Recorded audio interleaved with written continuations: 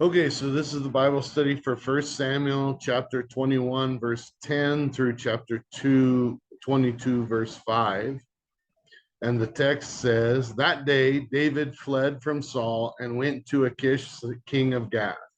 But the servants of Achish said to him, isn't this David, the king of the land? Isn't he the one they sing about in their dances? Saul has slain his thousands and David his 10,000s. David took these words to heart and was very much afraid of Achish, king of Gath. So he pretended to be insane in their presence, and while he was in their hands, he acted like a madman, making marks on the doors of the gate and letting saliva run down his beard. Achish said to his servants, look at the man. He is insane. Why bring him to me? Am I so short of madmen that you have to bring this fellow here to carry on like this in front of me? Must this man come into my house? David left Gath and escaped to the cave of Adullam. When his brothers and his father's household heard about it, they went down to him there. All those who were in distress or in debt or discontented gathered around him, and he became their commander. About 400 men were with him. From there, David went to Mizpah in Moab and said to the king of Moab, would you let my father and mother come and stay with you until I learn what God will do for me? So he left them there with the king of Moab, and they stayed with him as long as David was in the stronghold. But the prophet Gad said to David, do not stay in the stronghold. Go into the land of Judah. So David left and went to the forest of Hereth. Remember that you can download PDF copies of this Bible study at www.ebqnaz.org/alive so that you can follow along as we answer these questions. Number one on our Bible study says, what happened in our last Bible study? A, David went to Nob. That's true. He went to see the priest there at Nob. B, the priest was afraid because David was alone. That's true. C, David asked for bread and was given the consecrated bread, the show bread. We talked about that and referred to the book of Mark for that. D, David asked for a weapon and Ahimelech gave him Goliath's sword. And that's true. Number two, what happened next? Now we're moving into this week's text according to verse 10. Verse 10 says, that day David fled from Saul and went to Achish, king of Gath. So he fled from Saul and he went to another country, basically, another nation, went to another king seeking refuge, it seems like. So he's a stranger in his own country. He's not welcome. The king is trying to kill him, so he goes to a neighboring country and goes to their king. Number three says, do we remember the significance of Gath? What was Gath? A says no, which is probably true for most of us. B, this was not Israel. Sure, that's an easy thought, an easy one. C, this was where Goliath was from. Now we're getting somewhere. So remember, Goliath, the Philistine that David had killed, was from Gath. D, this is apparently Philistine territory. This sounds like a dangerous place to go. Is it more or less dangerous than Israel, where King Saul is trying to kill him? See, so you have Philistine territory, and you're the military leader that has been fighting against the Philistines for Israel, and you go to a Philistine king, and you ask for mercy. And so, how unsafe do you feel in Israel that you would go to Israel's enemy to try to find refuge? But that's what he did. So number four, it says, what do Achish's servants say in verse 11? And this is interesting. In verse 11, it says, but the servants of Achish said to him, "Isn't this David, the king of the land? Isn't this the one they sing about in their dances? Saul has slain his thousands and David his 10,000s." So here's this interesting thing that the Philistine officials think that David is the king because the way they sing about him, they put him above the king. So this song is really causing a lot of problems for David.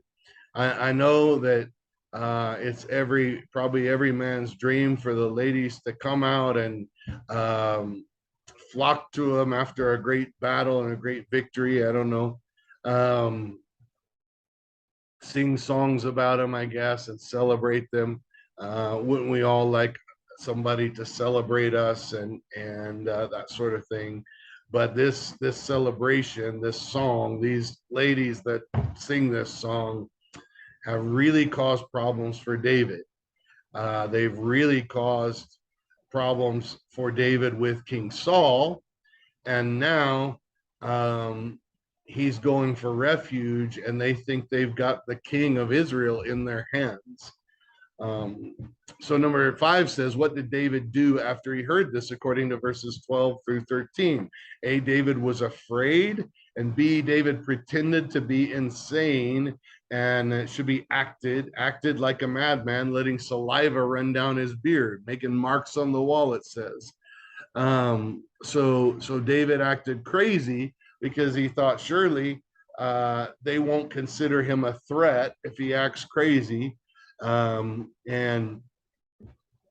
it seemed to work, but because he thought, if they think they've got the king of Israel, what will they do to me?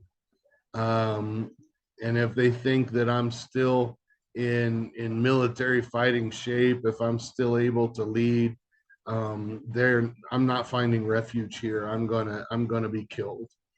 Number 6, how did Achish respond in verses 14 and 15?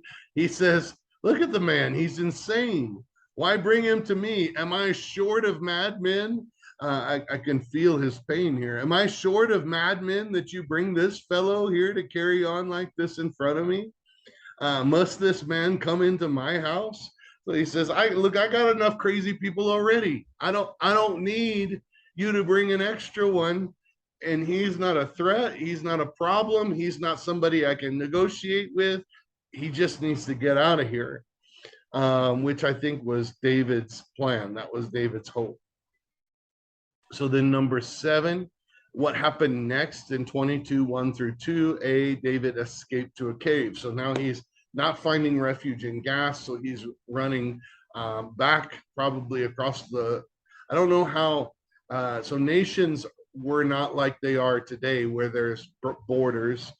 We like to think in terms of borders and lines where a nation governs, but we know that the Philistines and Israel were really occupying the same space at some level, and there wasn't really borders as we understand them.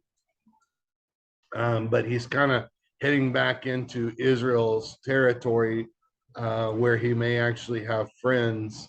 And then it says David's brothers and father, not fathers, it shouldn't be fathers, he just had one father, heard he was there and went down to him. And then C, all those who were in distress or in debt or discontented gathered around him, and he became their commander. About 400 men were with him. Now we're going to talk about this a little bit more in the next Bible study, but there's a thanks. David needed men. David needed people that were loyal to him, that could support him, that could help protect him. But did he really need everybody that was distressed or discontented? I think on one hand, these were people that were discontented with Saul, so they might be loyal to him. They were discontented with their situation under the existing monarchy, which is, maybe they would be loyal to him, and that would be a good thing for him. But this is not the best of the best gathering around him. This is not the great military leaders who have all their stuff in order. This is the people that you know are hoping David will be king, so something will change from their current situation. And honestly, in some ways, maybe those are the perfect people to be gathering around him. We could talk about what sort of people God uses, and how God uses everybody, no matter what our situation. And maybe we're the perfect people when we're in a situation like that for Him to use. Or we could say, from the world's standards, this is kind of a band of misfits who can't really get their life together, who are now gathering around David. And does he feel like, oh, good, this is a great army. This is not the kind of army I had before. This is just people that are their lives are messed up, and this is who's gathering around me. So it's interesting. And we're going to talk about that a little bit more in the next Bible study too, because we're going to kind of overlap these Bible studies a little bit in the text, and we're going to study all of 22 in the next Bible study. Number 8 says, what happened in 22, 3 through 5? A, David went to Mizpah in Moab, and that's true. B, David asked the king of Moab if his family could stay there where they are safe from Saul. That's true. C, the prophet Gad told David not to stay there, but to go to Judah. That's true. And then David went to the forest for rest. So this is something interesting, because basically his family came to him along with this band of misfits. And who knows what Saul would do to his family. David's on the run and he can't get to him. I mean, we've watched enough movies. We know how it works. And so what do they do? What does Saul do instead? Maybe he goes after his family. So David takes his family to Moab. Now, Moab was another neighboring nation, long established. We learn a lot about Moab in the Old Testament, perhaps more about Moab than we know about most of the other neighboring nations. And one of the reasons is that Moab were close relatives of the Israelites. I believe they were even Semites or children of Shem. So that descendants, they were not Canaanites. They were close relatives. We learn about them in the book of Numbers and the story of Balaam. And they were not necessarily friends at all times, because the king of Moab, at least in that story, was afraid of Israel because of what Israel was doing to all the other nations. But at the same time, if you read back and look at how God dealt with Moab, God instructed Israel not to fight with Moab. And the reason was, so sometimes when we worry about how they come into the promised land and they deal with the Canaanites and things like that in Israel, we can't believe that God would tell them to act like that.